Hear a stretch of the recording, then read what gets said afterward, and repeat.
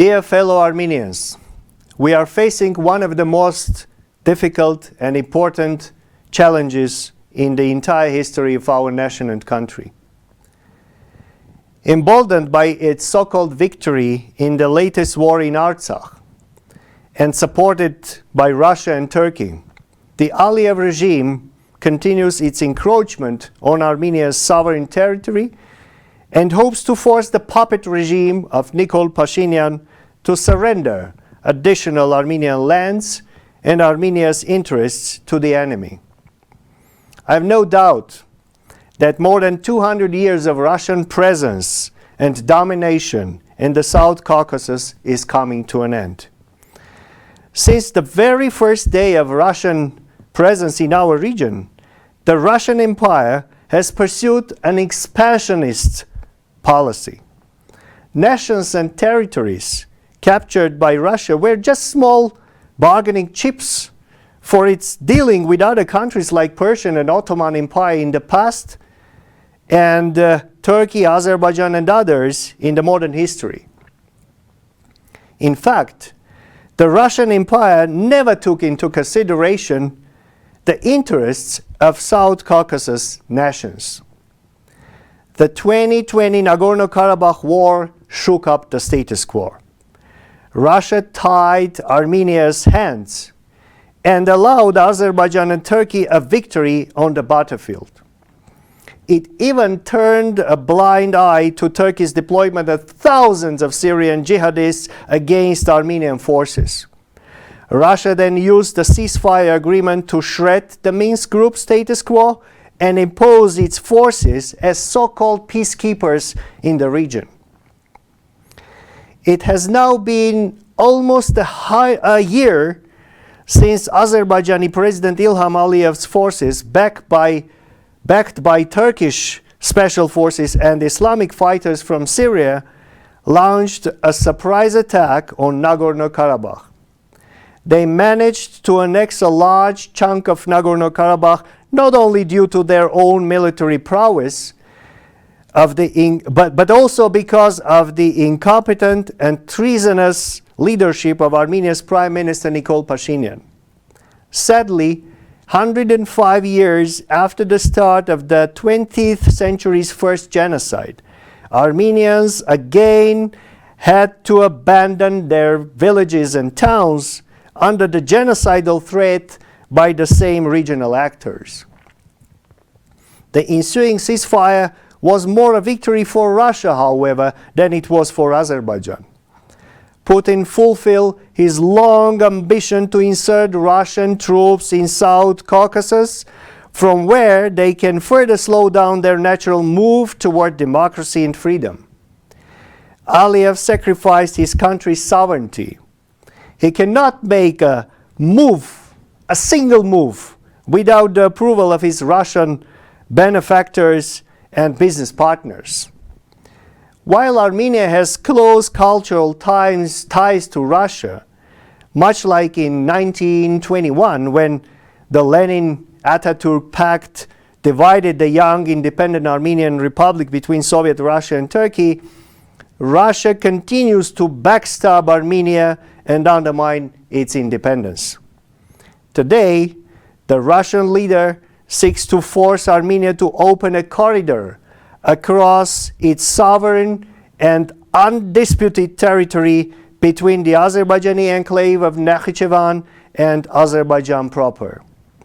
He also seeks to impose upon Armenia a demarcation and delineation agreement with Azerbaijan based on the administrative borders imposed by Joseph Stalin between the Armenian Soviet Socialist Republic and Azerbaijani Soviet Socialist Republic. As recently noted by an influential political analyst from Washington, there is no reason why the United States and the rest of the world should accept Stalin's border, however. Legally, the United States never fully recognized the 1920 Soviet annexation of Armenia. It hosted an Armenian embassy in Washington through 1933, and in 1959 designated Armenia as a captive nation.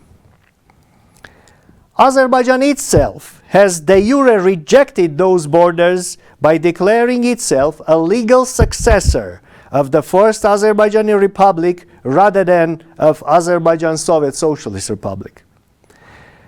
The Commission for Delimitation of the Boundaries of Armenia, which met in London as an official sidebar conference of Paris Peace Conference, assigned Nagorno-Karabakh as well as a large part of Lower Karabakh to be part of the Republic of Armenia.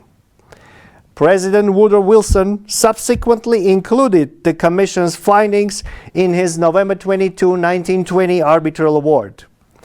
This indicated official acceptance of the legality of Armenia's claims over its historic territory in Nagorno-Karabakh. Putin's policy is multi-pronged, however. By pressuring the Armenian leadership and servicemen to capitulate, the Kremlin has strong-armed Armenia into exclusive dependency on Russia as its so-called security guarantor against the victorious Turkish-Azeri further threat. The Russians encourage new tensions on Armenia's border to force greater Armenian reliance on Russia. Putin has effectively co-opted Pashinyan, who became the toast of the West when he led 2018 People's Revolution, to accept Russian forces while he ignores continued French offers military assistance. Russia's current military presence in Armenia was never meant to serve its declared objective of protecting its host from Turkish aggression, and was a way for Russia to maintain its presence in a vital region. However, Armenia remains Russia's Achilles heel. Its freedom movement that started in 1988 helped catalyze the Soviet Union's collapse in 3 years. The present-day aspiration of the Armenian public to be governed independently and democratically pose a threat for the Kremlin and may have demographic implications for Russia's south. The United States has a unique opportunity.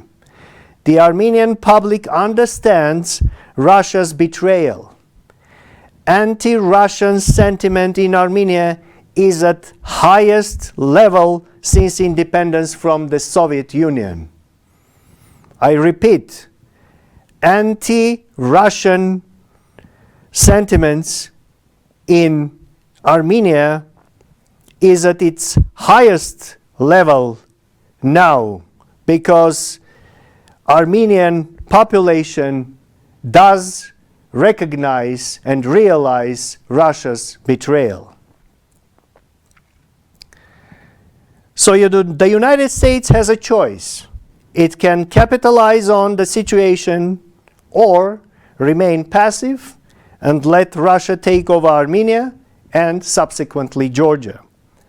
But the people of Armenia need to act first before seeking assistance from the Western partners. It's time for us to act now and show US and our other allies that Armenians are now willing for the real sovereignty and territorial integrity of Armenia accepted by the international community according to Woodrow Wilson Arbitral Award. Let's do it together. The time to act is now. Let's do it together. We will win this fight against Moscow, Ankara, and Baku and revive First Republic of Armenia.